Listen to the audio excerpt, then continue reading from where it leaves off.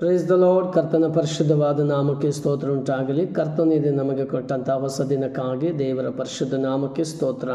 ನಮ್ಮ ಮುಖಾಂತರ, ನಮ್ಮ ಜೀವಿತದ ಮುಖಾಂತರ, ನಮ್ಮ ಕುಟುಂಬದ ಮುಖಾಂತರ ನಮಗೆ ದೇವರು ಈ ದಿನ ಮಾಡುವಂಥ ಎಲ್ಲ ಆಶೀರ್ವಾದಗಳಿಗಾಗಿ ದೇವರಿಗೆ ಸ್ತೋತ್ರ. ಹಲ್ಲೆಲೂಯ. ಇಲ್ಲಿ ನೋಡ್ತೀವಿ, ಇವತ್ತು ಲೂಕನ ಸುವಾರ್ತೆಯಲ್ಲಿ 12ನೇ ಅಧ್ಯಾಯ 19ನೇ ವಚನ 28ನೇ ವಚನ ನೋಡ್ತೀವಿ.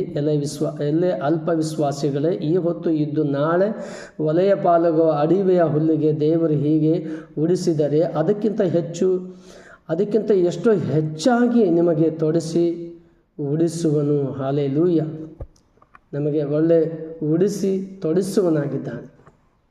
ಕರ್ತನ ಪರಿಶುದ್ಧವಾದ ನಾಮಕ್ಕೆ ಸ್ತೋತ್ರ. ದೇವರು ಹೇಳ್ತಾನೆ, ವಿಶ್ವಾಸ ಇಲ್ಲದ ಜನರಿಗೆ, ಎಲೆ ಅಲ್ಪ ವಿಶ್ವಾಸಿಗಳೇ, ಈ ಹೊತ್ತು ಇದ್ದು ನಾಳೆ ಒಲೆ ಪಾಲಾಗುವ ಅಡವಿಯ ಹುಲ್ಲಿಗೆ ನೋಡಿರಿ. ಇವತ್ತು ಚೆನ್ನಾಗಿ ಅದು ಕಲರ್ ಕೊಡುತ್ತೆ, ಅದು ಚೆನ್ನಾಗಿ ಅದು ಹಸಿರಾಗಿದ್ದು ಮತ್ತು ನಾಳೆ ಅದು ಒಣಗಿ ಅಥವಾ ಸುಟ್ಟು ಅದು ಒಲೆಯ ಪಾಲಾಗುತ್ತೆ. ಅದಕ್ಕೆ ದೇವರು ಹೇಳ್ತಾನೆ, ಅದಕ್ಕಿಂತ ಎಷ್ಟೋ ಹೆಚ್ಚಾಗಿ ನಿಮಗೆ ಉಡಿಸಿ ತೊಡಿಸುವನು.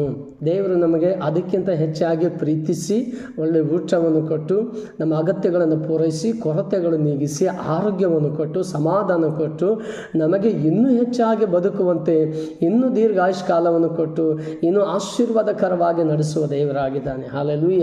ಯೇಸುವಿನ ಮೇಲೆ ನಂಬಿಕೆ ಇಡುವ ಪ್ರತಿಯೊಬ್ಬ ಮನುಷ್ಯನು ಎಂದಿಗೂ ಸೋತು ಹೋಗುವುದಿಲ್ಲ, ಭಿಕ್ಷೆ ಬೇಡುವುದಿಲ್ಲ.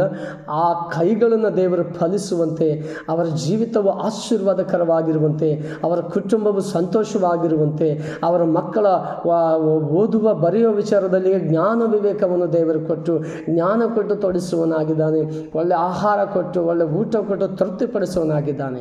ಆ ಯೇಸುವಿನ ಮೇಲೆ ನಂಬಿಕೆ ಇಡುವ ಪ್ರತಿಯೊಬ್ಬನು ಎಂದಿಗೂ ಭಿಕ್ಷಗಾರರಾಗುವುದಿಲ್ಲ, ಸಾಲಗಾರರಾಗುವುದಿಲ್ಲ. ಅವರಿಗೆ ದೇವರು ಬೇಕಾದ ಜ್ಞಾನವನ್ನು ಕೊಡುತ್ತಾರೆ. ಹಲ್ಲೆಲೂಯ. ಜ್ಞಾನವನ್ನು ಕೊಟ್ಟು ಒಳ್ಳೆ ಉಡುಪನ್ನು ಕೊಟ್ಟು ತೊಡಿಸಿ ನಾವು ಅಂದವಾಗಿರೋದು ದೇವರಿಗೆ ಸಂತೋಷ. ನಾವು 3 ಹೊತ್ತಿನ ಊಟ ತಿಂದು ಸಂತೋಷವಾಗಿರೋದು ದೇವರಿಗೆ ಸಂತೋಷ. ನಾವು ಬಡವರಿಗೆ ದಾನ ಧರ್ಮ ಮಾಡೋದು ದೇವರಿಗೆ ಸಂತೋಷ. ಹಲ್ಲೆಲೂಯ. ನಾವು ಇನ್ನೊಬ್ಬರಿಗೆ ಪ್ರೀತಿ ಮಾಡೋದು ದೇವರಿಗೆ ಸಂತೋಷ. ಕರ್ತನಿಗೆ ಸ್ತೋತ್ರ. ದೇವರ ವಾಕ್ಯದಲ್ಲಿ ನೋಡ್ತೇವೆ, ನೀವು ಏನು ಊಟ ಮಾಡಬೇಕು, ಏನು ಕುಡಿಯಬೇಕು ಎಂದು ತವಕ ಪಡಬೇಡಿರಿ ಮತ್ತು ಅನುಮಾನ ಪಡಬೇಡಿರಿ. ಇವತ್ತು ನಾನು ಏನು ಕುಡಿಬೇಕು, ಯಾವ ನೀರು ಕುಡಿಬೇಕು, ಯಾವ ಜ್ಯೂಸ್ ಕುಡಿಬೇಕು ಎಂಬುದಾಗಿ, ಮತ್ತು ಯಾವ ಊಟ ಚೆನ್ನಾಗಿರೋದು, ಯಾವ ಊಟ ತಿನ್ನಬೇಕು ಎಂಬುದಾಗಿ ನೀವು ಚಿಂತೆ ಮಾಡಬೇಡಿರಿ ಮತ್ತು ಅನುಮಾನ ಪಡಬೇಡಿರಿ. ದೇವರು ಅದಕ್ಕೆ ನಿಮಗೆ ಒದಗಿಸುತ್ತಾನೆ. ಆದರೆ ಈ ಲೋಕದ ಜನರು ಅವಕ್ಕೆಲ್ಲ ಚಿಂತೆ ಮಾಡ್ತಾರೆ. ನನಗೆ ಏನು ತಿನ್ನಬೇಕು, ನನ್ನ ಮಕ್ಕಳಿಗೆ ಏನು ಕೊಡಬೇಕಂತ ಅನೇಕ ರೀತಿಯಲ್ಲಿ ತಪ್ಪು ದಾರಿ ಹಿಡಿತಾರೆ. ದೇವರ ಮಕ್ಕಳು ಇವತ್ತು ನ್ಯಾಯವಾಗಿ ಪ್ರಾರ್ಥನೆ ಮಾಡಿ